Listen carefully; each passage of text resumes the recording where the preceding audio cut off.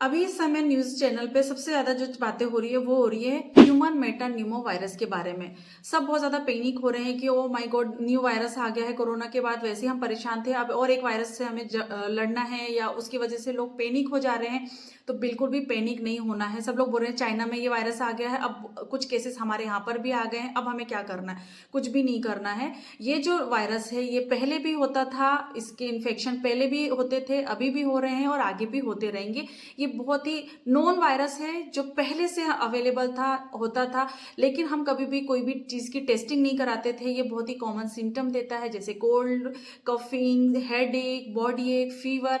तो ये पहले भी होता था। तो नॉर्मल हम सर्दी खांसी बुखार को लेते थे। वैसे भी जब कभी हमें ये इन्फेक्शन भी हुआ तो हमने उसको कॉमन ही लिया। कभी भी हम मामूली सर्दी खांसी के लिए हमने टेस्टिंग नहीं कराई, या पूरी तरीके से रेस्पिरेटरी पैनल हमने नहीं कराया। इसकी वजह से कभी कभी बहुत ज़्यादा सीवियर कंडीशंस में इसमें न्यूमोनिया हो गया, या जिनकी इम्यूनिटी डाउन थी उन्हें इसकी सीवियरिटी देखने को मिल गई। बहुत बार ऐसा हुआ कि ये वायरस से इन्फेक्शन तो हुआ, लेकिन पेशेंट जो है वो ठीक भी हो गए, क्योंकि उनकी इम्यूनिटी बहुत अच्छी थी।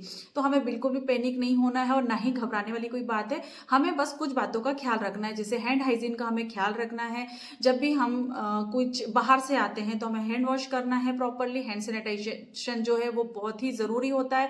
तो हैंड वॉश करना है, हैंड सैनिटाइजेशन करना है। बच्चों को भी हमें हैंड हाइजीन के बारे में पूरी तरीके से अवेयर करना है, ताकि वो जब भी बाहर से खेल कर आए तो अपने हैंड वॉश को प्रॉपरली करें।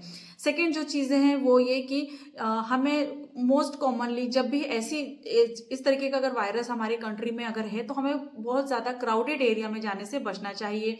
बहुत ज़्यादा कहीं शॉपिंग मॉल हो गई, या फिर कोई पिकनिक वगैरह हो गई, या आउट जो ट्रैवलिंग हम करते हैं तो उससे थोड़ा सा बचना चाहिए। अगर बहुत ज़्यादा इमरजेंसी नहीं है तो क्राउडेड एरिया में हमें नहीं जाना है, ट्रैवलिंग करने से बचना है।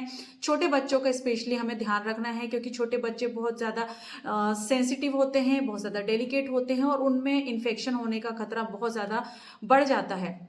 तो जब भी कभी हमारे घर में कोई इन्फेक्शन है, किसी को सर्दी खांसी छींके हैं, या बाहर गई है, तो हमें अपने बच्चों को उनके पास में नहीं जाने देना है, या उनको नहीं देना है।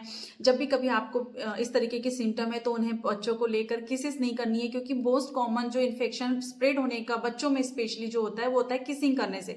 हम पूरे टाइम बच्चों को, क्योंकि वो क्यूट होते हैं, तो हम उन्हें किसिंग करते हैं, पपियाँ करते हैं, जिसकी वजह से बच्चे जो हैं उनके हाथ होते हैं वो हैंड्स को यहाँ रब करते हैं, और वही चीज़ उसी हाथ से वो खा भी लेते हैं, कोई भी चीज़ इंजेस्ट कर लेते हैं। या उनके खिलौनों जो होते हैं उनके भी हाइजीन का हमें ध्यान रखना चाहिए। तो क्या होगा, बच्चों को जब कभी इस तरीके के इन्फेक्शन होते हैं तो उनका रेस्पिरेटरी या उनकी जो इम्यूनिटी होती है वो इतनी ज़्यादा नहीं होती है कि वो इन इन्फेक्शन से लड़ सके, और फिर बहुत ज़्यादा सीवियरिटी के केसेस में उनमें न्यूमोनिया हो जाता है और उन्हें आईसीयू में भर्ती करना पड़ जाता है।